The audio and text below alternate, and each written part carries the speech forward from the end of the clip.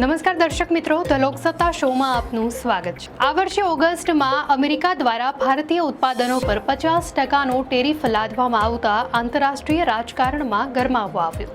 આ નિર્ણયને રશિયા પાસેથી ક્રૂડ ઓઇલની ખરીદીની સજા તરીકે જોવામાં આવ્યો। તણાવભર્યા સ્થિતિ વચ્ચે અમેરિકાના રાષ્ટ્રપતિ ડોનાલ્ડ ટ્રમ્પે જાહેરમાં દાવો કર્યો કે વડાપ્રધાન નરેન્દ્ર મોદીએ તેમને ખાતરી આપી છે કે ભારત ટૂંક સમયમાં જ રશિયા પાસેથી તેલની આયાત બંધ કરી દેશે। જો કે ટ્રમ્પના આ નિવેદન બાદ તરત જ રશિયાએ સાવચેતીપૂર્વક પ્રતિક્રિયા આપી અને ભારતે પણ આ ટિપ્પણીથી અંતર જાળવ્યું। ભારતમાં રશિયાના રાજદૂત ડેનિસ આલિપોવે ભારપૂર્વક જણાવ્યું કે રશિયન તેલ ભારતીય અર્થતંત્ર અને જનતાના હિતમાં છે। વળી ભારત સરકારે પણ સ્પષ્ટતા કરી કે તેની આયાત નીતિ ઉર્જા બજારની અસ્થિરતા વચ્ચે ભારતીય ગ્રાહકોના હિતોના આધારે નક્કી થાય છે। પાછળથી વિદેશ મંત્રાલયના પ્રવક્તાએ મોદી અને ટ્રમ્પ વચ્ચે આવી કોઈ વાતચીત થઈ હોવાની જાણકારી હોવાનો ઇનકાર કર્યો હતો, જેનાથી સ્પષ્ટ થાય છે કે રશિયા જે ભારતનો જૂનો સાથી છે અને અમેરિકાના દબાણ વચ્ચે ભારતની ઉર્જા નીતિ અત્યારે એક નાજુક સંતુલન પર ટકેલી છે।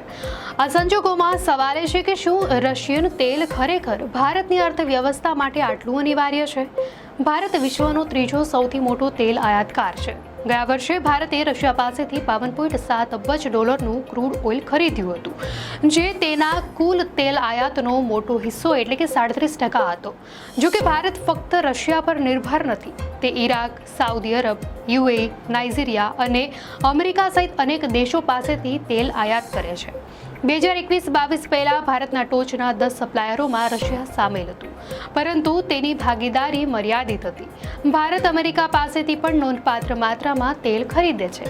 2024માં ભારતે $7.7 અબજના પેટ્રોલિયમ ઉત્પાદનો ખરીદ્યા હતા, જેમાં $4.8 અબજનું ક્રૂડ ઓઇલ સામેલ હતું। તેમ છતાં ગ્લોબલ ટ્રેડ રિસર્ચ ઇનિશિયેટિવના ડેટા અનુસાર અમેરિકા સાથેનો ભારતનો પેટ્રોલિયમ વેપાર ખાદ્ય $3.2 અબજની રહી હતી। સેન્ટર ફોર પોલિસી રિસર્ચના પાર્થ મુખોપાધ્યાયના અભ્યાસ અનુસાર 2018-19થી 2021-22 વચ્ચે ઈરાન અને વેનેઝુએલા પર લાદવામાં આવેલા કડક પ્રતિબંધોને કારણે તે બંને દેશો પાસેથી થતી 17% તેલ આયાત લગભગ બંધ થઈ ગઈ।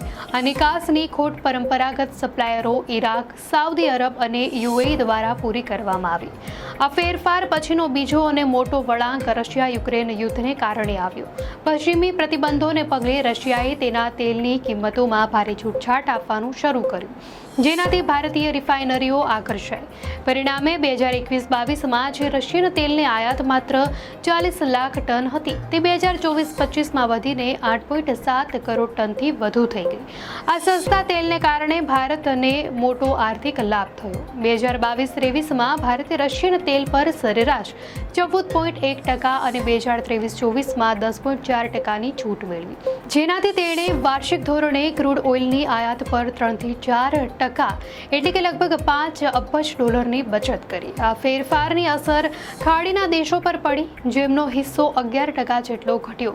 જો કે ભારતની કુલ આયાત વધવાથી તેમનો સપ્લાય આંકડો સ્થિર રહ્યો, પરંતુ America, Brazil, Kuwait, Mexico, Nigeria અને ઓમાન જેવા અન્ય દેશો પાસેથી થતી આયાત અડધી થઈ ગઈ। મુખોપાધ્યાયના મતે રશિયાનો આ ઉદય અન્ય સપ્લાયરો પાસેથી આયાત ઘટાડવાના ભોગે થયો। જો કે ભારતનું કુલ આયાત બિલ $900 અબજ હોવાથી રશિયન તેલમાંથી મળતી બચત માત્ર 1% જેટલી છે, પરંતુ આ આંકડો પણ $9 અબજ જેટલો મહત્વપૂર્ણ છે। મુખોપાધ્યાય ઉમેરે છે કે જો ભારત રશિયા પાસેથી તેલ ખરીદવાનું બંધ કરી દે તો વૈશ્વિક કિંમતો વધશે, જેનાથી ભારત સહિત દુનિયાને મોટો આર્થિક ફટકો પડશે। જ્યારે હાલમાં તો રશિયન તેલ વૈશ્વિક કિંમતોને સ્થિર રાખવામાં મદદ કરી રહ્યું છે।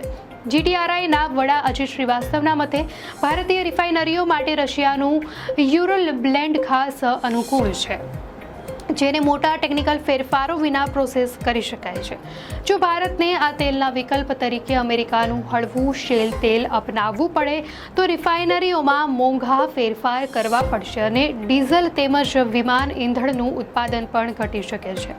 શ્રીવાસ્તવ સ્પષ્ટ કરે છે કે ભારત સામે બે જ વિકલ્પ છે: સસ્તું રશિયન તેલ લઈને અમેરિકાની નારાજગી વહોરવી અથવા મધ્ય પૂર્વ અને અમેરિકા પાસેથી મોંઘું તેલ ખરીદીને ઘરેલું સ્તરે કિંમતો વધારે વધારવાનું જોખમ લીધું। આ સંજોગોમાં ભારત પર અમેરિકા દ્વારા દબાણ વધારવાના પ્રયાસો વચ્ચે દ્વિપક્ષીય વેપાર સમજૂતી પર હજી વાત નથી બની શકી। આથી ટૂંકા ગાળાના આર્થિક લાભ અને લાંબા ગાળાની ભૌગોલિક રાજનીતિની કિંમત વચ્ચે કોઈ એક વિકલ્પની પસંદગી આવનારા સમયમાં ભારત અમેરિકા સંબંધોની દિશા નક્કી કરશે। દર્શક મિત્રો, આ અંગે આપની શું પ્રતિક્રિયા છે અમને કોમેન્ટમાં ચોક્કસથી જણાવશો અને જો આપને આ માહિતી સારી લાગી હોય તો વિડીયોને લાઇક કરો અને ચેનલને સબસ્ક્રાઇબ કરો।